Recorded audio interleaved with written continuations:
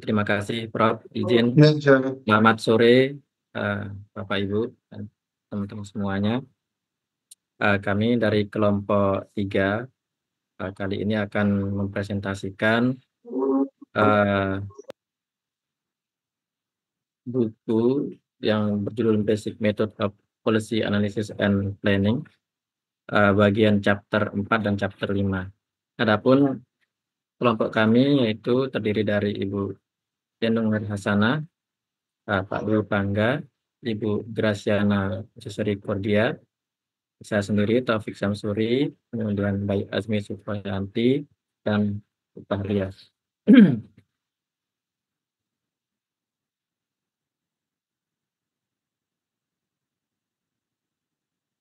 Untuk di chapter 4 ini ada beberapa yang akan disampaikan, yaitu tentang bagaimana mengidentifikasi dan mendefinisikan masalah, kemudian mengembangkan pernyataan masalah, perhitungan cepat, analisis keputusan cepat, pembuatan definisi operasional yang valid, analisis politik, dan analisis isu versus analisis perhitungan pertama. Baik, untuk bagian pendahuluan, ini akan saya sampaikan langsung. Bapak Ibu tentunya sudah banyak dan sering membaca terkait kebijakan-kebijakan yang telah dikeluarkan oleh pemerintah, dan tentunya kebijakan-kebijakan itu ada yang menurut Bapak Ibu sudah sesuai atau sudah ataupun belum sesuai. Lalu apa itu analisis kebijakan? Nah, di sini analisis kebijakan itu merupakan sebuah proses yang sistematis untuk melakukan evaluasi dan menyusun rekomendasi mengenai kebijakan publik. Tujuan utamanya adalah untuk memastikan bahwa kebijakan yang dibuat berdasarkan data dan pertimbangan yang objektif, bukan hanya opini atau kepentingan politik semata. Dan tentunya dapat diterapkan dalam berbagai bidang seperti pendidikan, kesehatan, ekonomi, transportasi, dan lingkungan.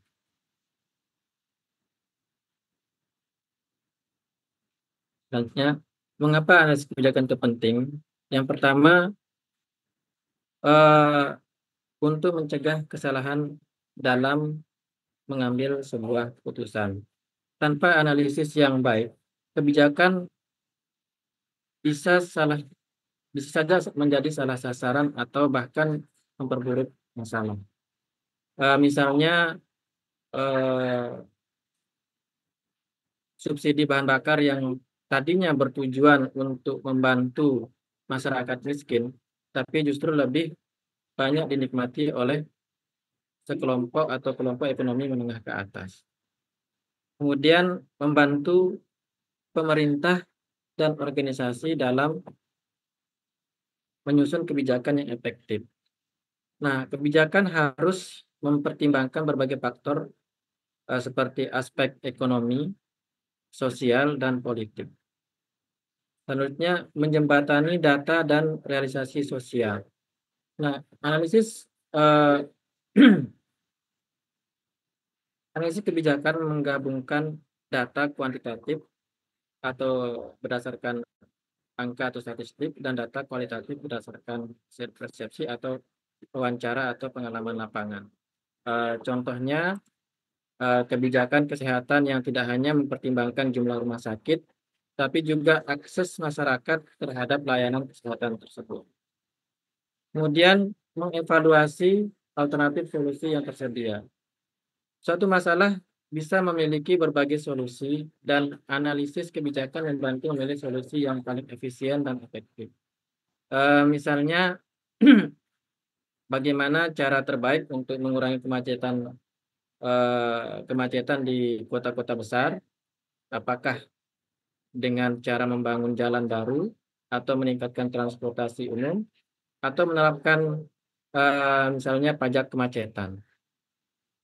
Kemudian memprediksi dampak kebijakan sebelum diterapkan. Analisis kebijakan tidak hanya melihat efek jangka pendek, tapi juga konsekuensi jangka panjang.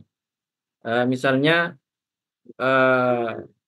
kebijakan penghapusan ujian nasional, apakah akan meningkatkan atau menurunkan kualitas pendidikan dalam jangka panjang, ini masih perlu ditindaklanjuti berikutnya.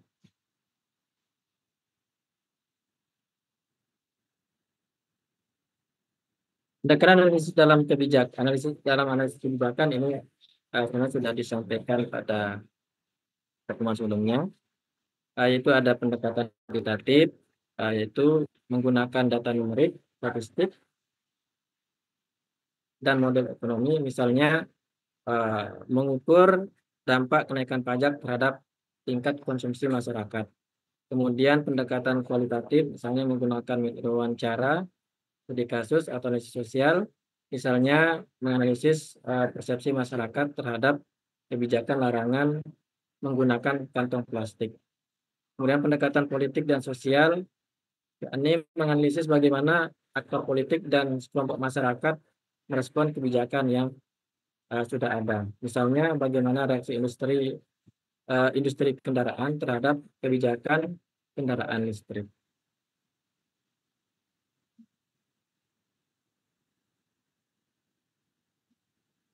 Selanjutnya itu mengidentifikasi dan mendefinisikan masalah, ini akan disampaikan oleh Pak Dwi Bangga. Pak Dwi Bangga. Baik, terima kasih Pak Opik atas kesempatannya. Izin Prof, izin teman-teman untuk kami melanjutkan materi berikutnya. Sebelumnya Prof, mohon maaf minggu sebelumnya di pertemuan dengan Prof saya tidak maksimal karena waktu itu sedang musibah. Anak saya terseret banjir, kemudian ditemukan setelah 4 hari. Alhamdulillah, terima kasih atas support dan doa teman-teman. Kami sudah keluar dari musibah tersebut perlahan-lahan untuk lebih kuat lagi. Baiklah, untuk kesempatan ini saya mendapat bagian tentang mengidentifikasi dan mendefinisikan masalah. Di sini sebelum suatu kebijakan dirancang, kita harus memahami apa masalah yang sebenarnya ingin diselesaikan. Kesalahan dalam mendefinisikan masalah bisa berakibat pada kebijakan yang tidak efektif, tidak tepat sasaran, atau bahkan menimbulkan masalah baru. Masalah didefinisikan sebagai penyusunan ulang dari gejala atau situasi yang mengganggu ke dalam bentuk yang dapat ditangani oleh kebijakan publik. Artinya, kita tidak dapat menyebutkan bahwa ada masalah, tetapi juga menjelaskan dengan jelas siapa yang terdampak, bagaimana masalah itu terjadi, dan mengapa itu penting untuk diatasi. Berdasarkan apa yang telah disampaikan oleh Pak Taufik sebelumnya, maka mengapa identifikasi masalah itu menjadi penting? Salah satunya yaitu sebelum mencari solusi, kita harus memahami masalah secara jelas. Jadi ini penting ketika menawarkan suatu solusi atau kebijakan, maka masalah yang akan diberikan solusi harus kita identifikasi secara mendetail sehingga ke arah kebijakannya tidak salah. Sehingga apa yang ditawarkan atau diberikan kebijakan tersebut menjadi efektif. Kemudian kesalahan yang kedua dalam mendefinisikan masalah dapat menyebabkan solusi yang tidak efektif. Ini berbahayanya ketika salah dalam mendefinisikan masalah. Contohnya di sini, jika masalahnya adalah kemiskinan, apakah itu karena pengangguran, akses pendidikan yang rendah, atau biaya hidup yang tinggi? Itu harus kita telusuri dulu. Apa permasalahan dari kemiskinan tersebut? Definisi yang salah bisa menghasilkan kebijakan yang tidak tepat sasaran. Contohnya di sini misalnya pernah kejadian di Nusa Tenggara Barat tahun 2022, tepatnya masih saya ingat waktu itu tanggal 6 Desember tahun 2022 terjadi banjir yang sangat besar, mendadak dan itu terjadi, tumben saya temukan, terus saya salah satu yang terdampak dari sebagian besar yang terdampak wilayah Kecamatan Gunung Sari waktu itu. Apa yang menyebabkan masalah tersebut? Ada sebuah bendungan besar yang telah dirancang. Ini merupakan proyek strategis nasional dari Pak Jokowi waktu itu, yang dirancang pembangunannya mulai tahun 2020 dan direncanakan selesai, itu bendungan Beninting akan selesai Agustus 2024 dengan nilai anggaran waktu itu yaitu sekitar 1,4 triliun. Bendungan tersebut dengan luas genangan sekitar 53,6 hektar, kapasitas tampungan air 12,2 juta meter kubik, kemudian tinggi bendungan itu mencapai 74 meter. Itu sangat banyak manfaatnya berdasarkan apa yang telah dijelaskan oleh pemerintah saat itu. Namun apa yang terjadi waktu itu? Pembangunan mulai tahun 2020, kemudian akhir Desember 2022 terjadi banjir. Banjir tersebut disebabkan oleh salah satunya, yaitu ketika membangun bendungan tersebut, bangunannya masih dalam proses, belum siap, kemudian terjadi banjir besar, menyebabkan bangunan yang sudah ada rubuh, mengakibatkan perumahan-perumahan yang ada di bawahnya dilalui itu banyak yang tenggelam, kemudian banyak, pokoknya korban harta, korban rumah sangat banyak waktu itu. Sehingga di sini penting kita untuk mendefinisikan, mengidentifikasikan masalah tersebut sebelum ditawarkan kebijakan. Artinya dalam proses pembuatan bendungan tersebut harus mempertimbangkan dampak ketika terjadi hujan lebat, jangan sampai bendungan ambruk kemudian berakibat kepada masyarakat. Dampaknya tersebut sangat luas waktu itu, dan saya salah satu yang terdampak, rumah saya dinaiki air. Untuk menyelamatkan anak-anak kita tidak punya akses karena saking derasnya dan besarnya banjir waktu itu. Kemudian selanjutnya yaitu mengidentifikasi masalah kebijakan. Dalam hal tersebut ada beberapa hal yang perlu untuk kita perhatikan, yaitu bahwa satu, masalah yang ditugaskan oleh klien atau pembuat kebijakan, dalam banyak kasus masalah telah ditetapkan oleh pemerintah. Jadi pemerintah yang merencanakan, atau bisa lembaga swasta atau organisasi internasional. Contohnya, pemerintah ingin menurunkan angka kecelakaan lalu lintas seperti yang disampaikan oleh Pak Taufik tadi. Tetapi apa penyebab utama kecelakaan? Nah, itu harus diidentifikasi, harus didefinisikan. Sehingga apakah karena infrastruktur yang buruk, atau lalu lintas yang tidak ditegakkan, atau faktor lain. Identifikasi tersebut akan sangat bermanfaat ketika menyodorkan suatu kebijakan atau solusi penyelesaiannya. Kemudian yang kedua yaitu masalah yang ditemukan melalui analisis lingkungan. Analisis kebijakan dapat melakukan observasi untuk menemukan masalah yang belum terdeteksi. Contoh, lonjakan angka putus sekolah di daerah tertentu yang belum menjadi perhatian pemerintah. Misalnya kalau kita lihat di daerah tertentu, misalnya di NTB, di beberapa daerah di pelosok itu memang angka putus sekolah itu seringkali meningkat. Bisa karena anak-anak itu menikah sebelum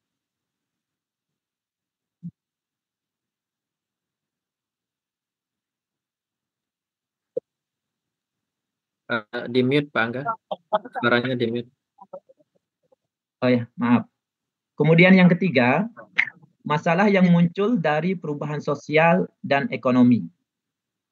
Terkadang masalah muncul akibat perubahan dalam masyarakat, seperti digitalisasi, perubahan iklim, atau urbanisasi. Contohnya perdebatan tentang regulasi e-commerce setelah meningkatnya transaksi online. Lanjut Pak Fik.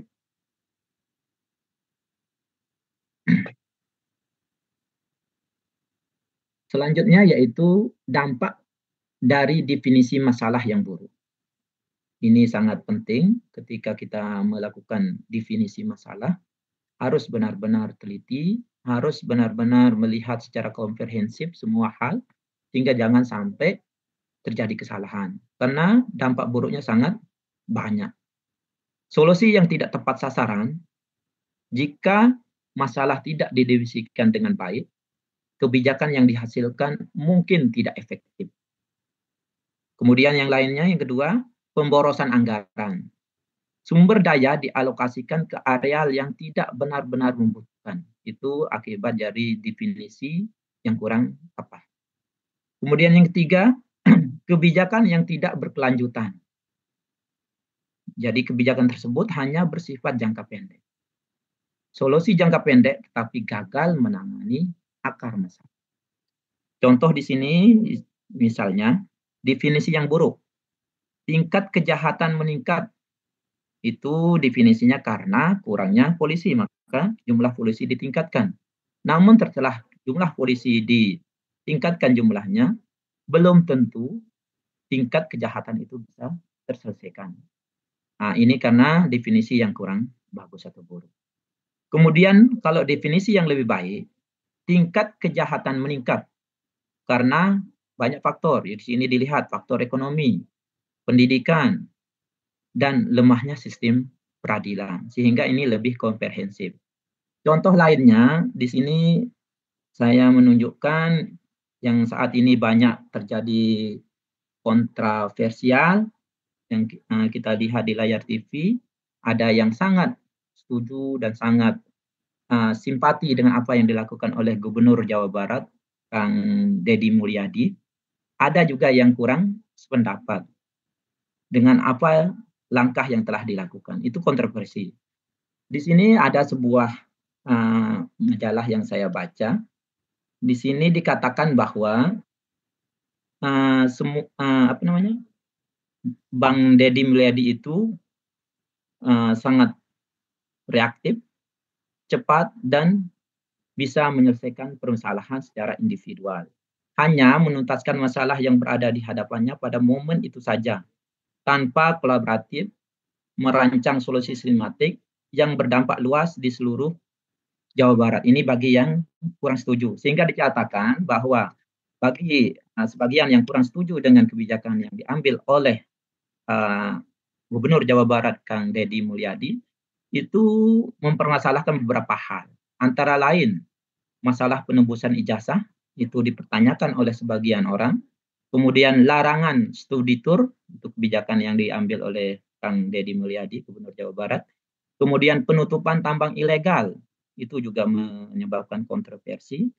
Kemudian penghancuran bangunan di Bogor, itu menyebabkan ada sebagian yang setuju, ada sebagian yang kontroversi. Hal-hal yang wajar-wajar saja dalam membuat suatu kebijakan. Kemudian aksi bersih-bersih sungai. Kalau kita lihat di TV itu luar biasa. Namun di sisi lain ada yang kurang setuju. Artinya mengapa kurang setuju? Karena itu dilakukan secara secara otomatis rentak waktu itu, sehingga kurang koordinasi dengan wakil gubernur, dengan DPR, dengan beberapa OPD lainnya, sehingga dalam mengambil kebijakan itu terlihat dilakukan secara terburu-buru tanpa melakukan analisis yang lebih mendalam. Mungkin itu dari saya dulu, akan dilanjutkan oleh Ibu Fahriah. Terima kasih Pak Taufik. Mohon maaf kalau ada yang kurang tepat. Terima kasih Prof dan teman-teman.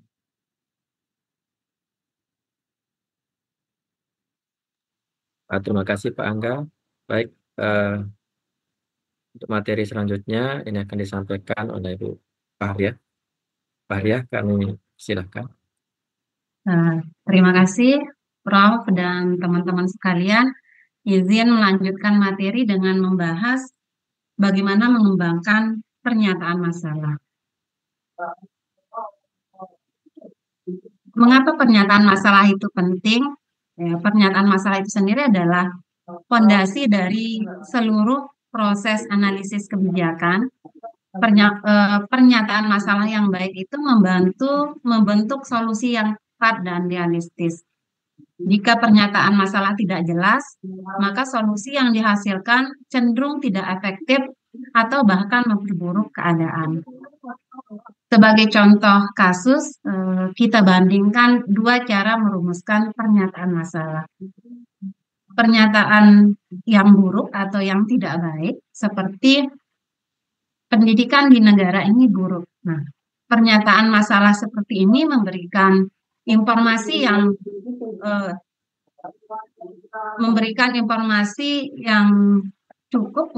yang tidak cukup untuk mencarikan solusi yang tepat. Kalimat ini tidak menjelaskan aspek mana yang bermasalah, apakah kurikulumnya, metode pengajarannya, atau infrastruktur sekolah. Akibatnya, solusi yang diusulkan itu bisa menjadi terlalu luas, bahkan tidak efektif.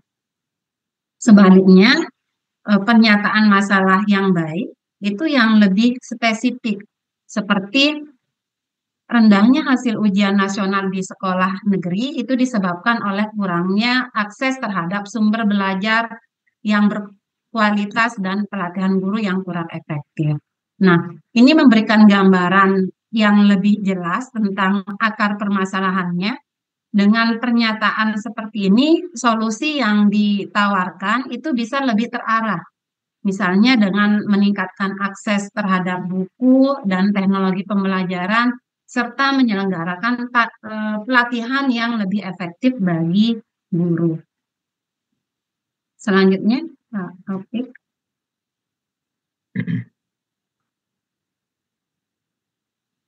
Langkah-langkah dalam menyusun atau mengembangkan pernyataan masalah. Yang pertama, memikirkan masalah secara mendalam. Langkah pertama dalam menyusun pernyataan masalah adalah memahami inti dari permasalahan secara menyeluruh. Kita perlu bertanya, apa yang sebenarnya menjadi inti dari masalah ini? Apakah masalah ini nyata atau hanya persepsi publik? Siapa yang paling berdampak oleh masalah ini? Contohnya, jika kita menghadapi masalah kemacetan lalu lintas, kita harus mengidentifikasi akar penyebabnya. Apakah disebabkan oleh infrastruktur yang buruk, atau transportasi umum yang tidak memadai, atau kebijakan penggunaan kendaraan pribadi. Nah, dengan memahami akar masalahnya, kita dapat merumuskan solusi yang lebih tepat. Langkah yang kedua yaitu menentukan batas masalah. Nah, setelah memahami masalah, kita perlu memperjelas ruang lingkupnya agar fokus pada aspek yang bisa dikendalikan. Kita bisa mempertimbangkan hal-hal berikut seperti faktor apa saja yang mempengaruhi masalah ini, terus seberapa luas dampak masalahnya. Contohnya, jika kita ingin menurunkan angka pengangguran, kita perlu menentukan aspek yang paling berpengaruh. Apakah ini disebabkan oleh kurangnya keterampilan dari tenaga kerja, terbatasnya lapangan kerja, atau regulasi ketenaga kerjaan yang menghambat perekrutan. Dengan batasan yang jelas, kita dapat merancang solusi yang lebih efektif. Selanjutnya,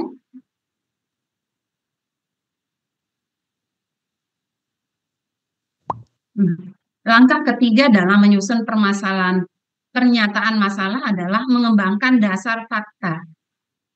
Pernyataan masalah itu harus didukung oleh data dan bukti yang valid agar tidak hanya berbasis asumsi, yaitu dengan langkah-langkah mengumpulkan data dan bukti yang mendukung adanya masalah, bisa juga dengan menggunakan statistik, survei, wawancara, atau studi kasus untuk mendukung klaim. Sebagai contoh, jika kita ingin menyatakan bahwa jumlah kasus demam berdarah meningkat, kita harus menyertakan data epidemiologi dari Dinas Kesehatan. Dengan data konkret, kita dapat memastikan bahwa masalah yang diidentifikasi itu benar-benar terjadi dan membutuhkan solusi. Langkah yang keempat yaitu menyusun tujuan dan sasaran kebijakan. Setelah pernyataan masalah dirumuskan, langkah berikutnya adalah menetapkan tujuan yang jelas dan terukur. Kita bisa tanyakan hal ini misalnya, apa yang ingin dicapai dalam kebijakan ini, terus apakah sasaran yang ditetapkan itu realistis dan dapat diukur. Jadi contoh perbandingannya, sasaran yang buruk itu meningkatkan pendidikan. Ini terlalu umum dan tidak terukur. Jadi sasaran yang baik itu bisa dengan meningkatkan angka kelulusan sekolah, meningkatkan angka kelulusan sekolah menengah hingga 90% dalam 5 tahun melalui peningkatan program beasiswa dan pelatihan guru. Ini lebih spesifik dan dapat dievaluasi keberhasilannya. Selanjutnya,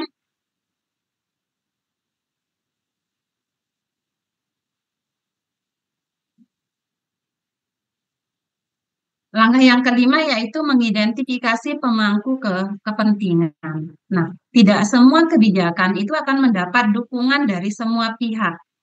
Oleh karena itu, penting untuk mengidentifikasi siapa saja pemangku kepentingan yang terlibat dan hal-hal yang perlu dipertimbangkan yaitu siapa yang akan mendapat manfaat dari kebijakan ini, siapa yang mungkin menentang perubahan ini. Misalnya sebagai contoh dalam kebijakan pengurangan emisi kendaraan, berbagai pihak memiliki kepentingan yang berbeda.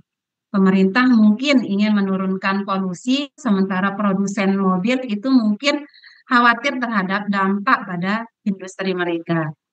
Dengan memahami perspektif mereka, kita dapat merancang kebijakan yang lebih inklusif dan realistis. Langkah yang keenam yaitu menentukan konsekuensi dari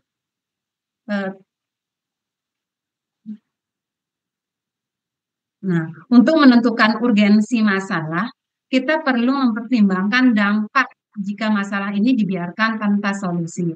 Beberapa pertanyaan penting yaitu apa yang akan terjadi jika masalah ini tidak ditangani dengan cepat?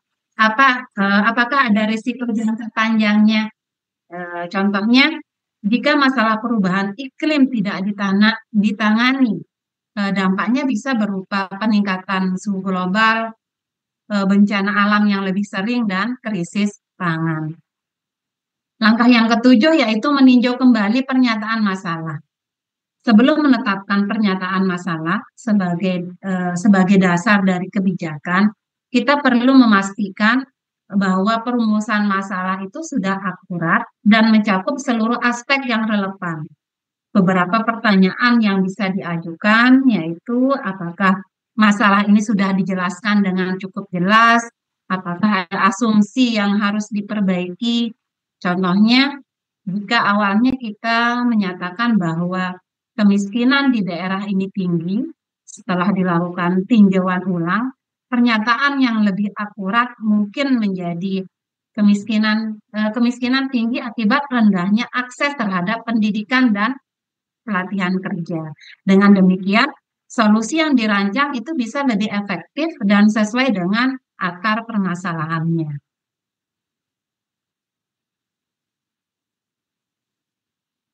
Nah,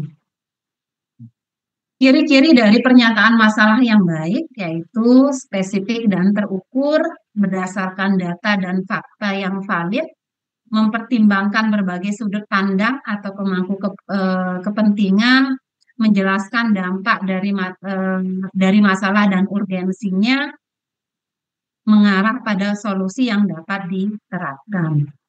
Contoh pernyataan masalah yang efektif, misalnya kurangnya transportasi umum di kota X itu menyebabkan peningkatan kemacetan sebesar 20% dalam 5 tahun terakhir.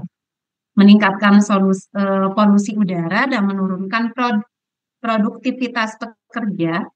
Kebijakan yang akan dianalisis mencakup subsidi untuk transportasi umum, pembangunan jalur bus baru, dan insentif bagi penggunaan kendaraan yang ramah lingkungan.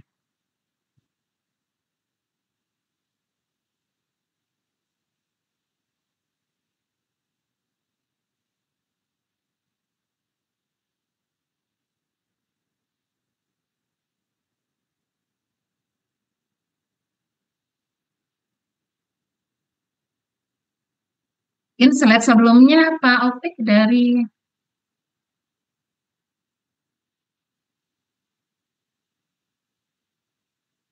ya, dampak dari pernyataan masalah yang tidak tepat, yaitu solusi yang tidak relevan. Misalnya, jika masalah kemiskinan itu didefinisikan hanya sebagai kurangnya pekerjaan, solusinya mungkin hanya menciptakan lapangan kerja baru tanpa mempertimbangkan faktor pendidikan dan keterampilan. Kebijakan yang tidak efektif. Contoh, jika masalah polusi udara hanya didefinisikan sebagai banyaknya kendaraan, maka solusi hanya akan fokus pada pengurangan jumlah mobil tanpa mempertimbangkan teknologi ramah lingkungan. Dampak dari pernyataan masalah yang tidak tepat yaitu kurangnya dukungan publik. Jika masalah tidak didefinisikan dengan baik, masyarakat mungkin tidak melihat urgensinya dan tidak mendukung kebijakan yang diusulkan. Jadi, dapat disimpulkan bahwa pernyataan masalah itu adalah fondasi dari analisis kebijakan yang efektif. Artinya, jika fondasinya lemah, maka seluruh bangunan kebijakan yang dibangun di atasnya itu juga akan goyah. Nah, analisis yang kuat ini, yang kuat itu selalu dimulai dari identifikasi masalah yang tepat dan tajam. Ya, harus berbasis fakta, spesifik, dan mempertimbangkan dampak dari masalah. Nah, pernyataan masalah yang baik itu akan membantu menemukan solusi yang tepat dan dapat diterapkan.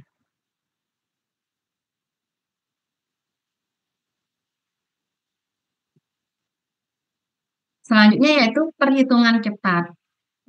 Perhitungan cepat itu sendiri adalah metode estimasi kasar yang digunakan untuk memahami skala masalah sebelum melakukan analisis yang lebih mendalam. Ini digunakan yaitu untuk memberikan gambaran awal tentang besarnya suatu masalah. Berguna dalam situasi di mana data lengkap belum tersedia atau pengambilan keputusan itu harus dilakukan dengan cepat. Dapat digunakan untuk menyaring masalah yang layak dianalisis lebih lanjut. Jika kita analogikan seperti ketika kita membuat sketsa sebelum melukis, perhitungan cepat itu membantu kita memahami gambaran besar sebelum masuk ke dalam detail yang lebih kompleks. Nah, soalnya kapan perhitungan cepat ini digunakan? Itu terdapat beberapa kondisi di mana perhitungan cepat ini sangat bermanfaat, yaitu saat data lengkap tidak tersedia. Kadang data yang akurat ini tidak mudah diperoleh sehingga perlu estimasi kasar untuk memahami skala masalahnya. Contohnya, estimasi jumlah yang terdampak oleh kebijakan kenaikan harga BBM tanpa menunggu survei resminya. Saat keputusan harus diambil dengan cepat, yaitu dalam situasi darurat, pengambilan kebijakan itu tidak punya waktu untuk dianalisis secara mendalam. Misalnya, saat pandemi COVID-19, pemerintah perlu memperkirakan jumlah tempat tidur di rumah sakit yang dibutuhkan dalam beberapa minggu ke depan. Nah, kapan perhitungan cepat ini digunakan juga saat menganalisis kebijakan secara awal. Untuk menyaring apakah suatu masalah itu cukup signifikan untuk dilakukan penelitian lebih lanjut. Contohnya ketika sebelum mengusulkan kebijakan subsidi transportasi umum, pemerintah bisa menghitung secara kasar berapa banyak orang yang benar-benar membutuhkannya. Metode perhitungan cepat yaitu untuk melakukan perhitungan cepat, terdapat beberapa metode sederhana yang dapat digunakan. Mencari data dari sumber referensi. Menggunakan statistik yang ada, itu dapat memperkirakan besar masalahnya. Sebagai contoh, jika tingkat kemiskinan di suatu negara itu 10%, kita bisa langsung memperkirakan bahwa 10 juta dari 100 juta penduduk di bawah garis kemiskinan. Dua, menggunakan survei sederhana atau wawancara cepat. Nah, bertanya langsung kepada sejumlah kecil orang untuk mendapatkan gambaran awal. Misalnya, sebelum merancang kebijakan pengurangan plastik, pemerintah bisa bertanya kepada 100 pelanggan supermarket, apakah mereka bersedia menggunakan tas belanja mereka sendiri atau tidak. Menggunakan estimasi ahli. Nah, konsultasi dengan pakar yang memiliki pengalaman di bidang tertentu untuk memperkirakan dampak dari suatu masalah. Sebagai contoh, jika kita ingin mengukur dampak pajak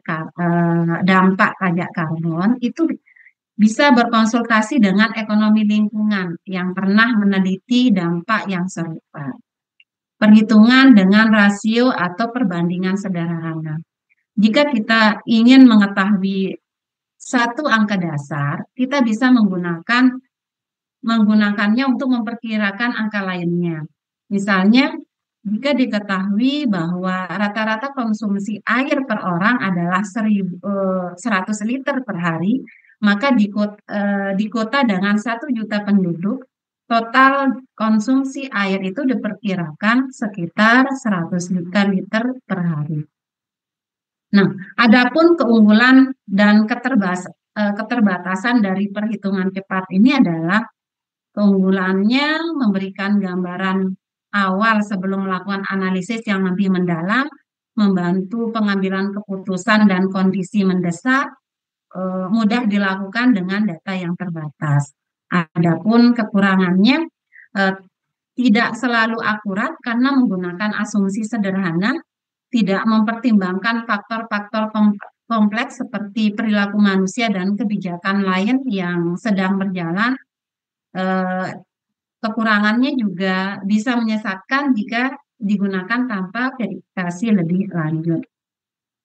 Jadi dapat disimpulkan perhitungan cepat itu adalah alat yang penting dalam analisis kebijakan, terutama saat data belum lengkap atau data belum tersedia. Nah, metode ini memungkinkan kita memperkirakan skala masalahnya dengan cepat dan membantu pengambilan keputusan yang lebih tepat. Namun, hasilnya harus selalu diverifikasi dengan data lengkap sebelum diimplementasikan dalam kebijakan nyata. Selanjutnya, Pak Opik.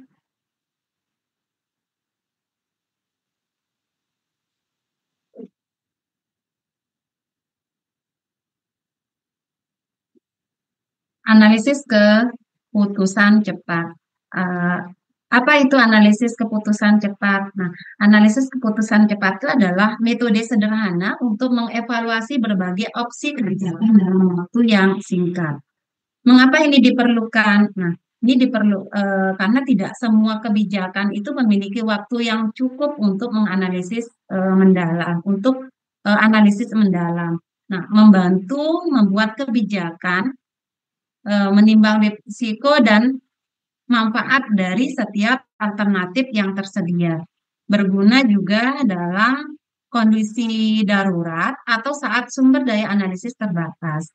Sebagai analogi, seperti kita memilih rute terbaik dalam perjalanan, meskipun kita tidak punya waktu untuk meneliti semua kemungkinan, kita bisa menggunakan informasi dasar untuk membuat keputusan yang masuk akal. Jadi, kapan menggunakan analisis keputusan cepat ini? Itu saat harus memilih antara beberapa alternatif.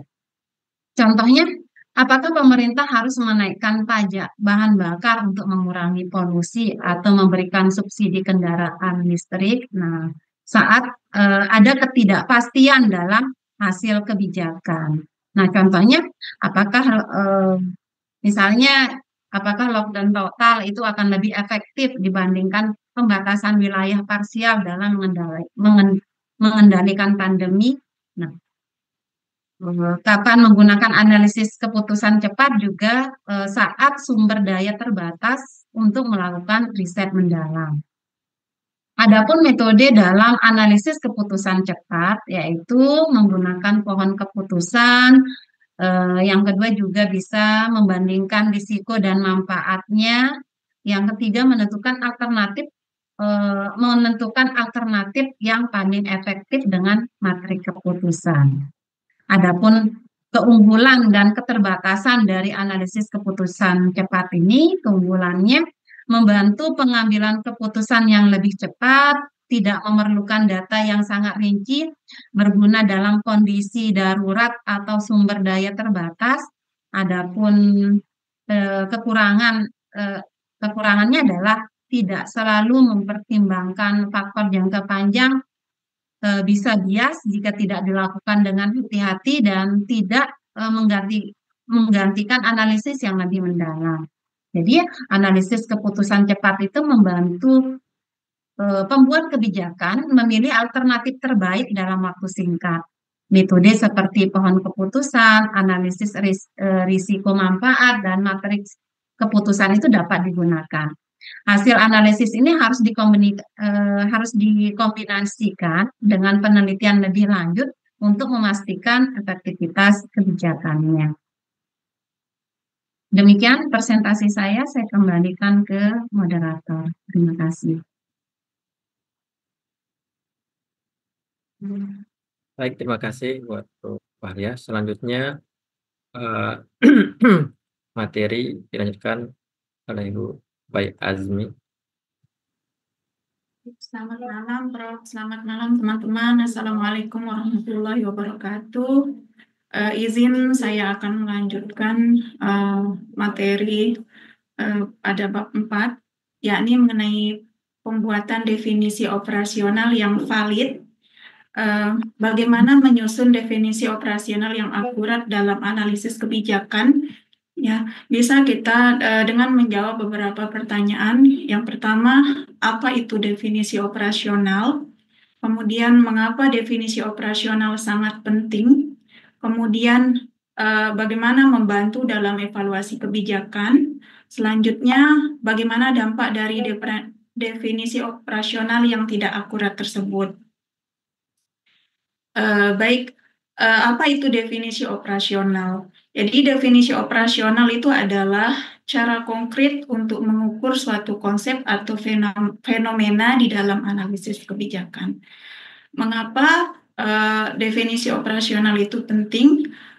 Pentingnya definisi operasional itu akan memastikan bahwa konsep kebijakan bisa diukur dan diuji secara objektif. Kemudian mencegah interpretasi yang berbeda-beda terhadap suatu masalah. Kemudian akan memudahkan evaluasi kebijakan dengan indikator yang jelas. Contohnya definisi yang abstrak, misalnya kemiskinan adalah keadaan di mana seseorang tidak memiliki cukup uang. Contoh definisi operasional dari definisi abstrak tersebut, misalnya seseorang dianggap miskin jika penghasilannya di bawah 500.000 per bulan. Misalnya ini disebutkan secara jelas. Kemudian pertanyaan berikutnya, mengapa definisi operasional itu sangat penting? Yang pertama, memastikan keandalan data. Ya, definisi yang jelas itu memungkinkan data dikumpulkan dengan cara yang konsisten. Nah, jika ada banyak definisi yang berbeda untuk satu konsep, hasil analisis menjadi tidak valid. Misalnya, bagaimana cara mengukur tingkat kebahagiaan masyarakat, misalnya dengan survei atau indeks kesejahteraan. Kemudian pentingnya definisi operasional yang kedua itu mencegah kesalahan dalam analisis. Definisi yang tidak bisa menyebabkan kebijakan yang tidak efektif. Misalnya pengangguran didefinisikan hanya sebagai orang yang tidak bekerja misalnya. Maka ibu rumah tangga atau mahasiswa bisa termasuk di dalam kategori ini, ya, yang akan menghasilkan data yang tidak akurat, bahwa sesungguhnya kita tahu kan ibu rumah tangga itu banyak sekali pekerjaan yang bukan dia nganggur secara utuh. Jadi definisi di sini dikatakan kesalahan dalam analisis. Kemudian membantu dalam evaluasi kebijakan. Jika kebijakan tidak memiliki definisi operasional yang jelas, sulit untuk menilai bagaimana keberhasilannya. Nah, contohnya bagaimana mengukur keberhasilan kebijakan subsidi transportasi umum, misalnya dengan contohnya dengan berapa jumlah tiket yang terjual, kemudian berapa jumlah pengguna baru, dan lain sebagainya.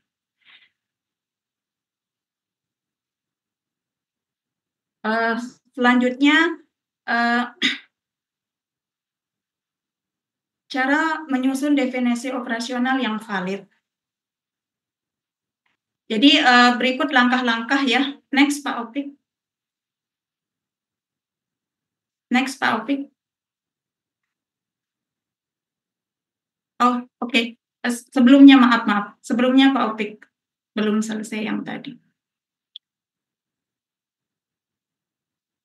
Oke. Jadi cara menyusun definisi operasional yang valid ya. Beberapa langkah dalam menentukan definisi operasional dalam analisis kebijakan. Yang pertama itu dengan menentukan konsep yang ingin diukur. Jadi kita harus memastikan bahwa konsep tersebut cukup spesifik untuk dianalisis. Misalnya ketika kita ingin mengukur polusi udara, aspek mana yang diukur dari polusi udara tersebut, misalnya CO2, kemudian PM2, dan gas-gas lainnya misalnya. Kemudian pilihlah indikator yang relevan. Jadi indikator harus mencerminkan konsep apa yang ingin diukur. Misalnya saja jika kita ingin mengukur tingkat kriminalitas, indikatornya bisa berupa jumlah laporan polisi, atau jumlah kasus yang diputuskan di pengadilan. Kemudian pastikan data bisa dikumpulkan ya. Jadi tidak semua indikator itu mudah diukur. Kita harus memastikan ada cara untuk mendapatkan data yang valid. Misalnya untuk mengukur kepuasan pelanggan layanan kesehatan, data bisa dikumpulkan melalui survei atau jumlah keluhan yang masuk. Kemudian berikutnya cara menyusun definisi operasional yang valid itu gunakan standar yang berlaku. Contohnya mungkin di Bank Dunia misalnya mendefinisikan suatu keadaan kemiskinan yang ekstrim sebagai penghasilan misalnya kurang dari 2 US dollar per 15 hari. Misalnya itu contohnya. Kemudian di next aja Pak Opi. Di next Pak. Lanjut ya biar teman-teman yang lain kebagian. Baik, berikutnya mengenai analisis politik. Ya, jadi ada beberapa pertanyaan yang akan kita jawab pada analisis politik di sini. Yang pertama, mengapa politik sangat berpengaruh dalam kebijakan? Politik sangat berpengaruh di dalam kebijakan karena kebijakan publik tidak hanya berbasis data dan analisis teknik, tetapi juga dipengaruhi oleh kepentingan politik. Kemudian keputusan kebijakan yang seringkali melibatkan negosiasi antara berbagai aktor politik termasuk pemerintah, partai politik, kelompok kepentingan, dan masyarakat. Kemudian faktor politik bisa menjadi hambatan atau justru mempercepat implementasi kebijakan. Kemudian metode analisis politik dalam kebijakan. Faktor-faktor dalam analisis kebijakan, faktor politik dalam analisis kebijakan ya ini yang pertama, identifikasi aktor yang terlibat. Maksudnya di sini siapa saja yang memiliki kepentingan dalam kebijakan itu. Aktor di sini bisa berasal dari sektor pemerintah, partai politik, kelompok bisnis, LSM, masyarakat sipil, dan lain sebagainya. Kemudian menilai sumber daya dan pengaruh aktor politik. Jadi setiap aktor politik memiliki sumber daya yang berbeda yang dapat digunakan untuk mendukung atau menentang suatu kebijakan.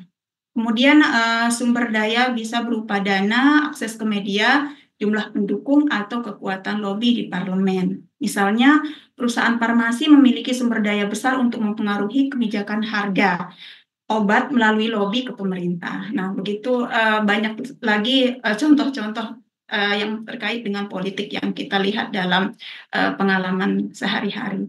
Kemudian menganalisis kepentingan yang bertentangan. Nah, di sini beberapa kebijakan yang mungkin didukung oleh satu kelompok tertentu, tetapi malah ditentang oleh kelompok lain. Misalnya saja regulasi kendaraan listrik tadi yang sudah dicontohkan sebelumnya. Kemudian menentukan lokasi pengambilan keputusan. Jadi kebijakan bisa dibuat di tingkat lokal, nasional, atau bahkan internasional. Nah, kemudian selanjutnya faktor-faktor politik dalam analisis kebijakan dan metode analisis dalam politik dan kebijakan. Yang pertama itu adalah analisis pemangku kepentingan, kemudian political arena model, kemudian analisis distribusi kekuasaan. Faktor politik dalam kebijakan publik, contohnya misalnya reformasi sistem jaminan kesehatan. Masalah yang mungkin muncul itu pemerintah misalnya ingin menerapkan sistem jaminan kesehatan secara universal. Ya, ada beberapa faktor politik yang mendukung dan ada juga yang menentang. Selanjutnya, keunggulan dan keterbatasan analisis politik dalam kebijakan. Keunggulannya misalnya membantu memahami bagaimana kekuatan politik mempengaruhi kebijakan, kemudian memungkinkan pembuat kebijakan mengantisipasi tantangan sebelum implementasi, kemudian meningkatkan peluang keberhasilan kebijakan dengan strategi komunikasi yang tepat. Keterbatasannya, tidak semua faktor politik bisa diprediksi dengan akurat, kemudian beberapa kebijakan bisa tetap gagal meskipun telah dianalisis secara politik. Kemudian adanya aktor politik bisa merubah misalnya setelah pemilu yang mempengaruhi kebijakan yang sedang berjalan. Next topic di slide untuk saya yang terakhir. Satu lagi. Nah, analisis isu versus analisis potongan pertama. Mengapa perlu memahami perbedaan analisis isu dan analisis awal? Kita akan menjawab apa perbedaan dari apa itu analisis isu dan apa itu analisis awal. Singkat saja ya. Apa itu analisis isu ya? Jadi analisis isu itu adalah analisis awal yang dilakukan untuk menentukan apakah suatu masalah layak untuk dianalisis lebih lanjut.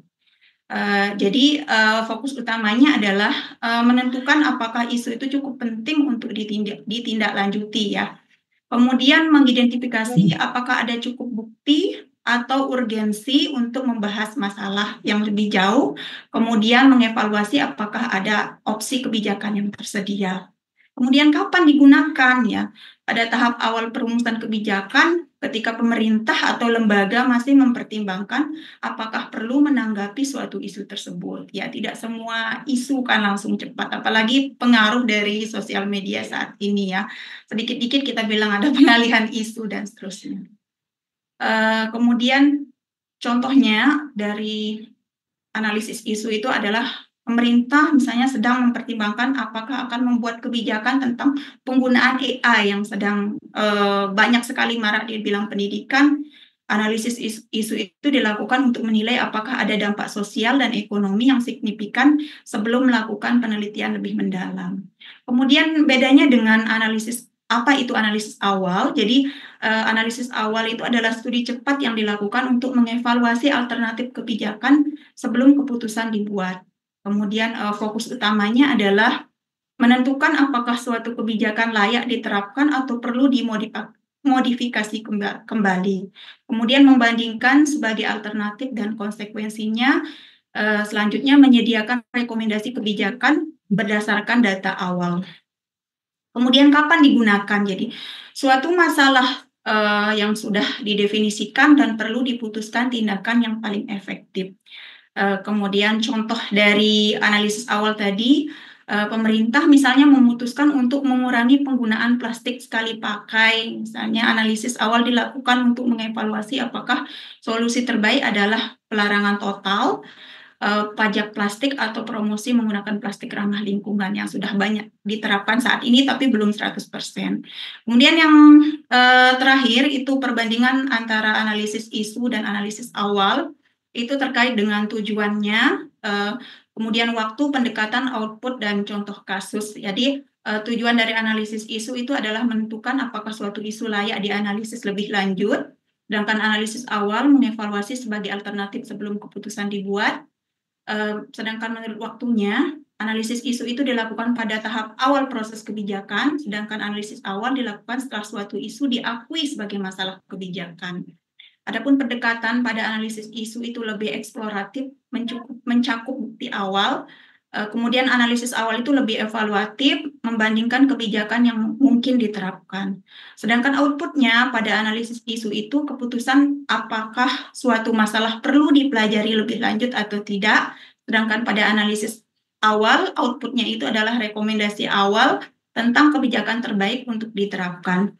Contohnya tadi sudah ya, apakah regulasi AI dalam pendidikan perlu dibuat, sedangkan pada analisis awal misalnya haruskah pemerintah memberi subsidi untuk pelatihan AI bagi guru atau menerapkan regulasi ketat sejak awal. Jadi bisa disimpulkan di sini bahwa analisis isu itu lebih bersifat eksploratif, sedangkan analisis awal lebih evaluatif dan fokus kepada solusi. Keduanya sering digunakan dalam tahapan yang berbeda dalam siklus kebijakan. Mohon maaf, saya kembalikan ke moderator. Terima kasih. Selamat malam. Baik, terima kasih Ibu Azmi. Selanjutnya masih 2 orang lagi penyaji dari kelompok kami. Mohon kepada Ibu Graciana dan Ibu Nung nanti untuk bisa mempercepat mengingat waktu. Kesempatan berikutnya kami persilahkan kepada Ibu Graciana. Silakan Ibu Gracia. Ya, terima kasih banyak Pak Dwi. Selamat malam Prof. Selamat malam teman-teman. Saya dan Ibu Enung akan membahas tentang di bagian Capture 5 tentang menetapkan kriteria evaluasi. Di bagian yang pertama, apa itu kriteria evaluasi dalam analisis kebijakan? Kriteria evaluasi adalah standar atau ukuran yang digunakan untuk membandingkan berbagai alternatif kebijakan dan menentukan mana yang paling efektif. Fungsi utamanya adalah yang pertama itu adalah membantu dalam proses seleksi kebijakan terbaik. Analisis kebijakan memungkinkan perbandingan antara berbagai alternatif solusi dengan menganalisis kelebihan, kekurangan, biaya, dampak, dan efektivitas masing-masing opsi pembuat kebijakan dapat memilih alternatif yang paling efisien dan tepat sasaran. Yang kedua adalah memastikan bahwa kebijakan yang dipilih didasarkan pada pertimbangan rasional dan bukan hanya pada kepentingan politik atau opini subjektif. Yang ketiga adalah meningkatkan transparansi dalam pengambilan keputusan. Kita melihat sebuah contoh, misalnya adalah kemacetan lalu lintas merupakan salah satu permasalahan utama yang sering dihadapi oleh kota-kota besar yang ada di Indonesia. Untuk mengatasi, pemerintah memiliki beberapa opsi kebijakan yang dapat dipertimbangkan secara strategis. Yang pertama adalah membangun jalan tol baru. Tujuannya adalah untuk menambah kapasitas jalan dan mempercepat arus kendaraan, khususnya di jalur-jalur yang padat. Yang kedua adalah meningkatkan transportasi umum, yaitu menjadi langkah yang penting dalam menciptakan sistem mobilitas yang berkelanjutan dengan menyediakan layanan transportasi publik yang nyaman, aman, terjangkau, dan tepat waktu. Masyarakat akan terdorong untuk beralih dari kendaraan pribadi. Yang ketiga adalah menerapkan sistem ganjil genap, yaitu merupakan kebijakan pembatasan lalu lintas bernomor kendaraan. Sistem ini lebih relatif cepat diterapkan dan mampu mengurangi volume kendaraan pada jam-jam sibuk. Berikutnya. Oke, yang berikut kita akan melihat mengapa kriteria evaluasi itu penting. Yang pertama adalah membantu dalam pengambilan keputusan berbasis bukti. Dengan menetapkan kriteria evaluasi, keputusan tidak dibuat berdasarkan asumsi atau tekanan politik, tetapi berdasarkan data dan analisis yang subjektif. Yang kedua adalah membandingkan alternatif kebijakan secara adil, yaitu kriteria evaluasi memungkinkan setiap opsi kebijakan dinilai secara konsisten sehingga tidak ada yang dipilih hanya karena preferensi subjektif. Yang berikutnya adalah menghindari bias dalam pemilihan kebijakan. Dalam proses perumusan dan pemilihan kebijakan publik, penting untuk memastikan bahwa keputusan yang diambil bebas dan tidak bias, agar kebijakan tersebut benar-benar efektif, adil, dan rasional. Yang berikutnya adalah tanpa kriteria evaluasi, pembuat kebijakan mungkin lebih cenderung memilih solusi yang menguntungkan kelompok tertentu tanpa mempertimbangkan efektivitasnya. Berikutnya adalah memudahkan evaluasi keberhasilan kebijakan. Setelah kebijakan diimplementasikan, kriteria yang telah ditetapkan dapat digunakan untuk mengukur dampaknya. Contohnya adalah, jika suatu kebijakan subsidi bahan bakar ditujukan untuk membantu masyarakat miskin, mungkin jadi pertanyaannya, bagaimana kita tahu apakah kebijakan itu berhasil? Dengan menetapkan kriteria evaluasi seperti jumlah penerima manfaat dari kelompok berpenghasilan rendah, kita bisa mengukur efektivitas kebijakan tersebut. Berikutnya, Pak.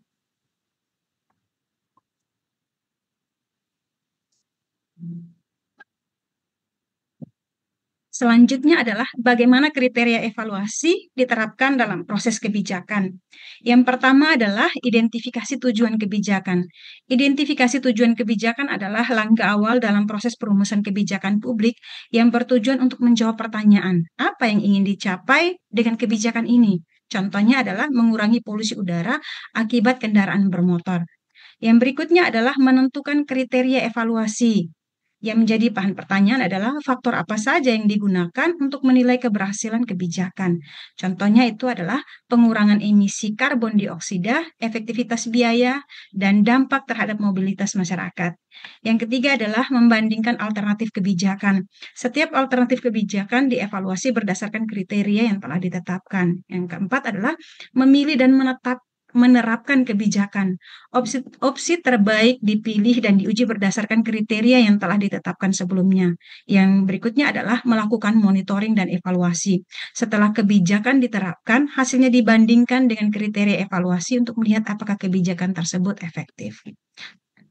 Selanjutnya, Pak, contohnya adalah pemerintah ingin meningkatkan akses pendidikan bagi anak-anak dari keluarga miskin. Maka kriteria evaluasi yang bisa digunakan adalah yang pertama adalah jumlah anak yang daftar di sekolah setelah kebijakan itu diterapkan. Yang kedua adalah tingkat kelulusan siswa dari kelompok berpenghasilan rendah. Yang ketiga adalah dampak kebijakan terhadap pendapatan keluarga dalam jangka panjang. Dari bagian penduluhan tadi bisa disimpulkan bahwa kriteria evaluasi itu adalah alat penting dalam analisis kebijakan yang membantu memastikan keputusan dibuat secara rasional dan berbasis bukti. Dengan menetapkan kriteria yang jelas, alternatif kebijakan dapat dibandingkan secara objektif sehingga mengurangi bias dan meningkatkan efektivitas keputusan. Yang berikutnya adalah proses penetapan evaluasi kriteria.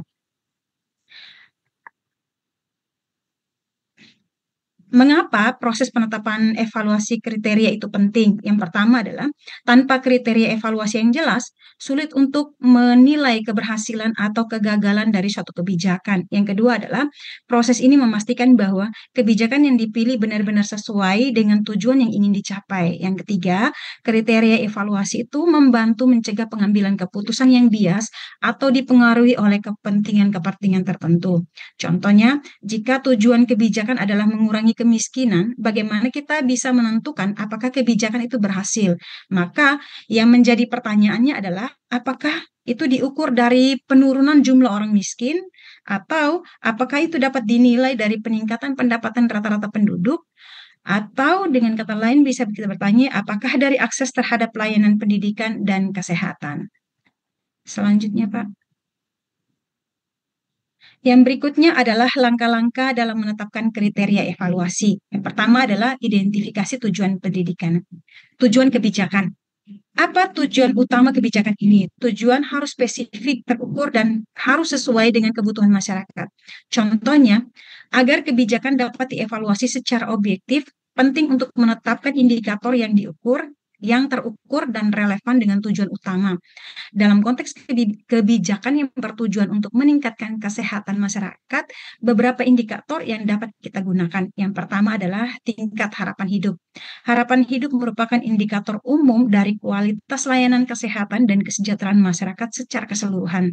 Jika setelah kebijakan diterapkan harapan hidup masyarakat meningkat, maka hal ini bisa menjadi tanda keberhasilan kebijakan dalam memperbaiki kondisi kesehatan. Yang kedua adalah penurunan jumlah kasus penyakit menular. Pengurangan kasus penyakit menular seperti malaria, demam TBC, demam berdarah, atau infeksi saluran pernafasan akut menunjukkan adanya peningkatan dalam sistem pencegahan, deteksi dini dan penanganan kesehatan serta beberapa masalah lainnya. Selanjutnya, yang berikutnya adalah menentukan kriteria evaluasi yang relevan. Yang pertama adalah kriteria harus mencerminkan faktor-faktor penting yang dapat digunakan untuk menilai kebijakan. Yang berikutnya adalah beberapa kriteria umum dalam evaluasi kebijakan. Yang pertama itu adalah efektivitas. Apakah kebijakan ini mencapai tujuannya? Yang kedua adalah efisiensi, itu berkaitan dengan apakah kebijakan itu memberikan hasil terbaik dengan biaya yang minimal. Yang berikutnya adalah kelayakan politik. Apakah kebijakan mendapat dukungan dari pemangku kepentingan? Yang berikutnya adalah kelayakan administratif. Administratif itu berkaitan dengan kebijakan bisa dijalankan dengan baik atau tidak oleh institusi terkait. Contohnya, dalam kebijakan subsidi listrik untuk masyarakat miskin, kriteria evaluasi yang bisa digunakan yaitu mencakup berapa banyak rumah tangga yang menerima subsidi. Yang berikut pertanyaannya bisa dijadikan pertanyaan adalah yang kedua, apakah penerima subsidi benar-benar berasal dari kelompok berpenghasilan rendah? Yang ketiga, apakah subsidi meningkatkan kesejahteraan penerima manfaat? Selanjutnya, Bang. Yang berikutnya adalah operasionalisasi kriteria evaluasi. Dalam operasionalisasi kriteria evaluasi ada beberapa pertanyaan yang bisa kita tanyakan, yaitu bagaimana cara mengukur kriteria yang telah ditetapkan. Yaitu kita bisa mengukurnya dengan menggunakan indikator yang spesifik dan berbasis data.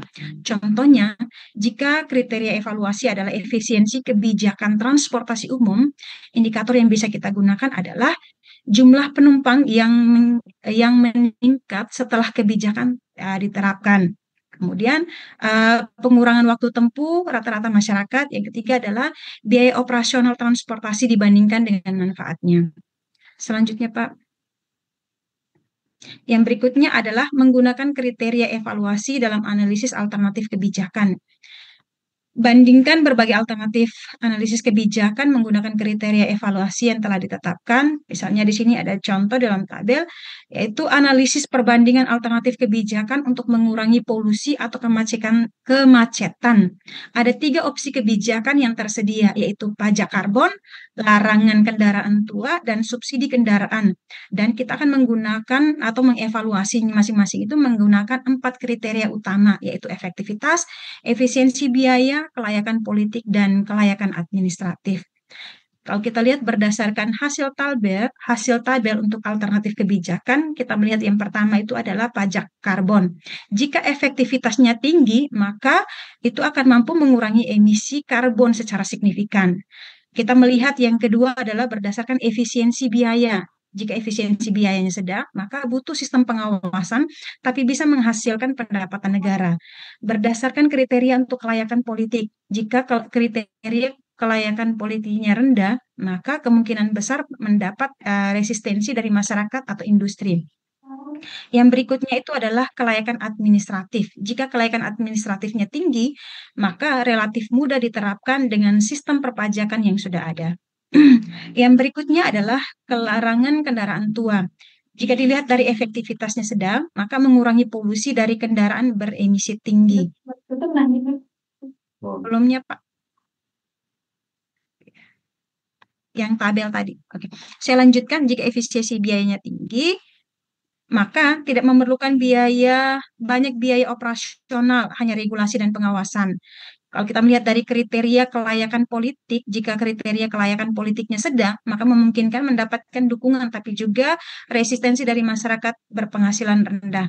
Yang berikutnya adalah kelayakan administratifnya. Kalau sedang, maka butuh sistem identifikasi dan kontrol yang jelas terhadap kendaraan. Selanjutnya, Pak. Yang berikutnya adalah menggunakan kriteria evaluasi untuk pemantauan dan evaluasi. Setelah kebijakan diterapkan, maka kita akan menggunakan kriteria yang telah ditentukan untuk menilai dampaknya. Contohnya, jika kebijakan bertujuan untuk mengurangi angka putus sekolah, maka indikator yang bisa kita gunakan adalah yang pertama adalah jumlah siswa yang tetap bersekolah setelah kebijakan itu diterapkan. Yang berikutnya, bagaimana dengan nilai ujian sebelum dan sesudah kebijakan. Yang ketiga adalah pendapat masyarakat tentang kebijakan tersebut. Selanjutnya, Pak. Berikutnya adalah kesalahan umum dalam menetapkan kriteria evaluasi. Ada beberapa kesalahan umum. Yang pertama adalah kriteria yang terlalu umum atau abstrak, sulit diukur dan tidak memberikan informasi yang berguna. Contohnya kriteria yang terlalu umum atau abstrak itu misalnya memberikan manfaat bagi masyarakat. Di sini tidak dijelaskan secara rinci memberikan manfaat itu seberapa besar atau seberapa besar pengaruhnya, dan juga tidak ada rentang waktu manfaat yang diberikan itu seperti apa. Kemudian yang kedua adalah menggunakan terlalu banyak kriteria, itu membuat proses evaluasi menjadi rumit dan tidak fokus. Yang ketiga adalah tidak mempertimbangkan data yang tersedia. Dengan kata lain, sulit melakukan pengukuran jika ada data yang kurang mendukung. Yang berikut adalah mengabaikan faktor politik dan sosial. Kebijakan yang ideal di atas kertas mungkin sulit diterapkan jika tidak mendapatkan dukungan politik. Contoh kesalahan-kesalahan yang dalam kriteria evaluasi. Yang pertama itu jika kriteria evaluasinya buruk, yaitu pendidikan harus meningkat. Di sini tidak ada data yang jelas bagaimana cara mengukurnya. Buruk itu ketika apa dan seberapa persen tingkat keburukan pendidikan. Dan kriteria dikatakan baik jika meningkatkan angka kelulusan sekolah menengah dari 75% menjadi 90% dalam 5 tahun terakhir. Ini jelas bahwa ada rentang. Dalam 5 tahun terakhir terdapat kenaikan dari 75% menjadi 50%.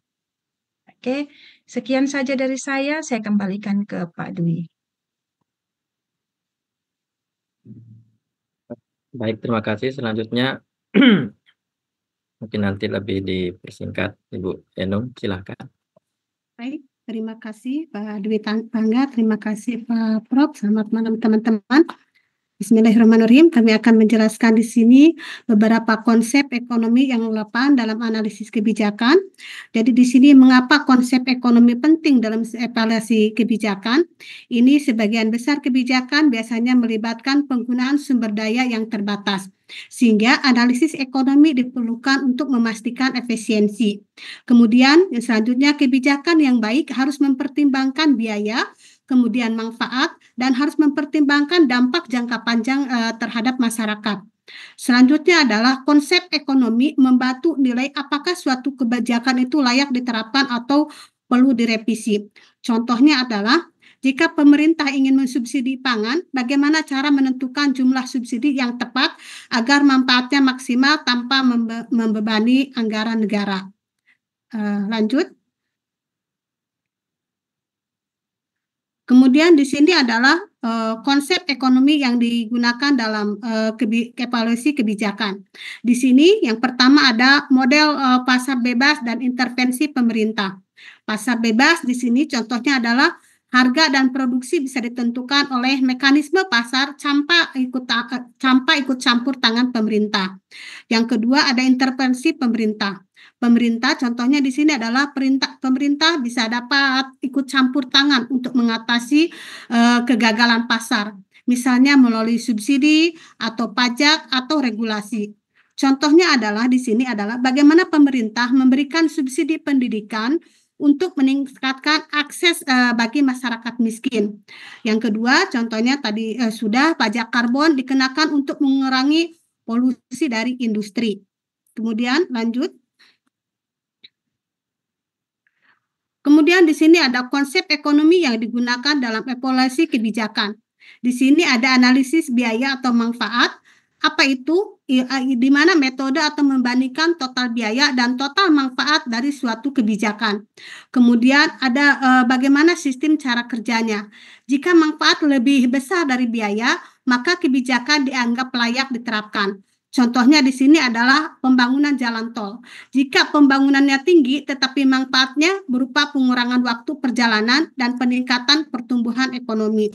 Contoh studi kasus, jika biaya membangun jalur bus rapid transit BRT di suatu kota adalah 1 triliun, tetapi dapat mengurangi kemacetan dan meningkatkan produktivitas ekonomi hingga 5 triliun dalam waktu 10 tahun, maka kebijakan tersebut layak diterapkan. Karena waktu kita lanjut. Izin Prof, mengingat waktu, apakah dilanjutkan presentasinya atau langsung Habiskan dulu, selesaikan. Oke. Ada. Langsung ke kesimpulan Bu Nung. Kita lanjut langsung ke kesimpulannya saja. Ya. Kita lanjut ke kesimpulannya. Ada di slide 44. Di slide 44 kesimpulannya secara di slide 44. Ya. Secara keseluruhan dari bab 4 dan bab 5 dalam analisis kebijakan membentuk fondasi yang krusial dalam perumusan kebijakan publik yang efektif dan berbasis bukti. Di bab 4 adalah menyoroti pentingnya identifikasi dan definisi masalah sebagai langkah awal dalam analisis kebijakan. Kesalahan dalam mendefinisikan masalah dapat menyebabkan kebijakan yang tidak tepat sasaran, misalnya boros anggaran dan bahkan menimbulkan dampak negatif yang tidak diinginkan. Oleh karena itu, pendekatan sistematis dalam mengidentifikasi akar masalah, mempertimbangkan skala serta dampaknya, serta bagaimana merumuskan sebuah masalah yang jelas dan harus berbasis data, menjadi elemen kunci dalam memastikan kebijakan yang dihasilkan benar-benar merespon permasalahan yang ada. Kemudian kesimpulan dari bab 5, melengkapi proses ini dalam memberikan panduan dalam menetapkan kriteria evaluasi kebijakan yang mencakup aspek teknis, ekonomi, kemudian politik, dan administratif. Evaluasi kebijakan tidak hanya mengukur efektivitas, tetapi juga bagaimana mempertimbangkan implementasinya. Sebuah kebijakan yang kuat secara teknis tetapi tidak layak secara ekonomi atau menghadapi hambatan politik atau birokrasi dapat berujung pada kegagalan dalam proses pelaksanaannya. Oleh karena itu, harus ada kombinasi antara identifikasi masalah yang tepat dalam penerapan kriteria evaluasi yang komprehensif, sangat penting dalam menghasilkan kebijakan yang efisien dan efektif. Kemudian di sini ada beberapa saran. Di slide selanjutnya ada saran. Yang pertama di sini, untuk meningkatkan efektivitas dalam identifikasi masalah dan evaluasi kebijakan, ada beberapa saran. Yang pertama, menggunakan pendekatan berbasis data dalam identifikasi masalah.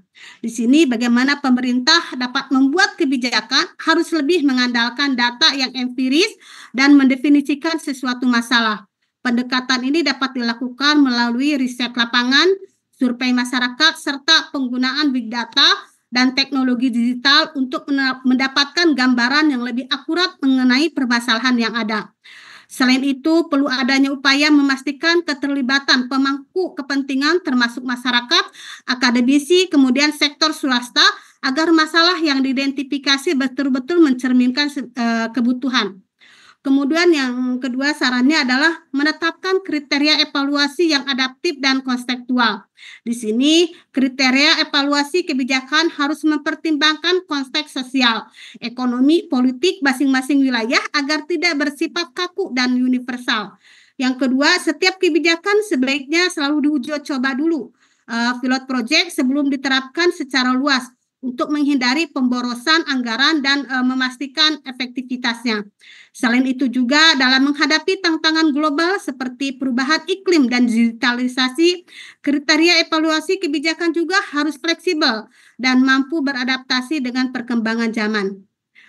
Dengan demikian, dengan menerapkan metode yang lebih berbasis bukti, di sini pendekatan evaluasi yang kontekstual serta berorientasi kepada jangka panjang, kebijakan yang dibuat harus dapat lebih tepat sasaran, efisien, dan memberikan manfaat yang berkelanjutan bagi masyarakat.